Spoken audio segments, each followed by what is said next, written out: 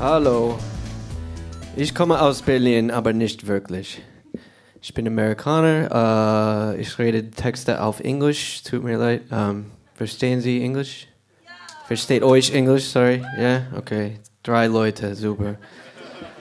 Das wäre sehr einfach für mich. I know it sounds funny that an American would come all the way to Germany to read funny texts in English, but if you think about it, a long time ago, a bunch of German people moved to America to do funny texts in German. They are called Amish people. So I am the Amish people's revenge. This text is about learning German in Berlin. It is called Bitte Deutsch Sprach, endlich in mein Kopf wollen, or Ami-Deutsch. Because I wanted to learn the richtige Hochdeutsch, I went into the Volkshochschule in Marzahn. Maybe you know Marzahn. It's a bit of a depressing neighborhood in East Berlin. It's so depressing that I call it the Anti-Haribo-Kiez, like the candy Haribo, because Marzahn macht die Kinder nicht froh und Erwachsene ebenso.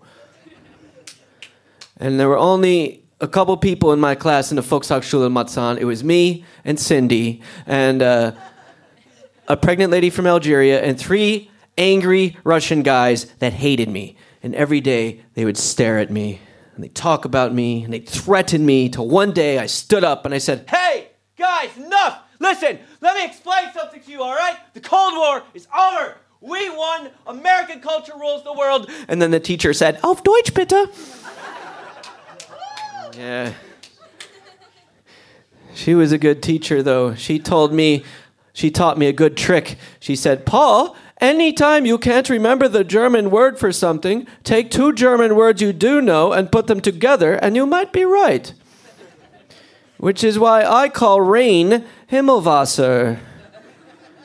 Wind, of course, is Schnellluft. This beer you're drinking is not beer in German, that is Glücksaft. And someone who cannot see, they are not blind, they are Augentaub. And guys, if you give enough Glücksaft to a girl's Augentaub, maybe she'll come home with you and touch your Fickspitze. Especially if she works in a Nütehüte, or as I call it, my ex-girlfriend's house. Okay. So then I took my German skills and I started a business. It's a company. We sell things for the kitchen. We are called Ich liebe Dishes. Da-da. It's a good theme song. Thank you. And Ich liebe Dishes, you can buy the all-black hip-hop refrigerator called the LL Kühlschrank.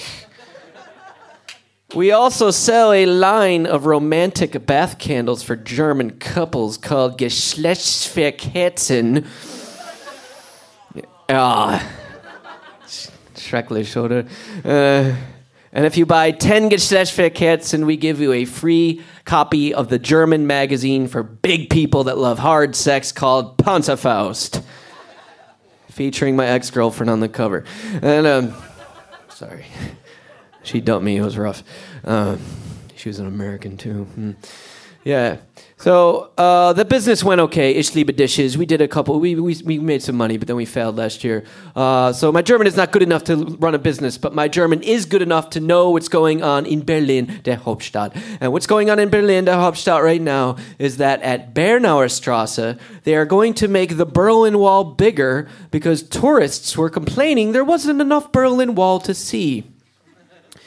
This is stupid because they're going to make the wall bigger. More tourists will come to see the bigger wall. There'll be so many, they'll crowd each other out, and those new tourists will complain, "Hey, there's still not enough wall to see." So they'll make it bigger. More tourists will come. They'll push each other away. They'll complain. They'll make it bigger. Before we know it, Berlin will be divided again between American tourists on the west side, Spanish tourists on the east side, and a bunch of expensive new houses filled with angry German yuppies stuck in the middle.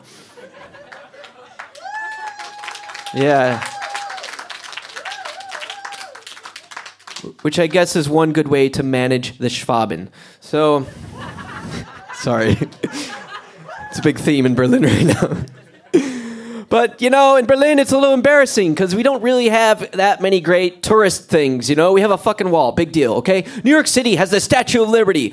Paris has the Eiffel Tower. London has whole neighborhoods on fire. In Berlin, what do we have? Checkpoint Charlie, a gardening shed with a flag on top.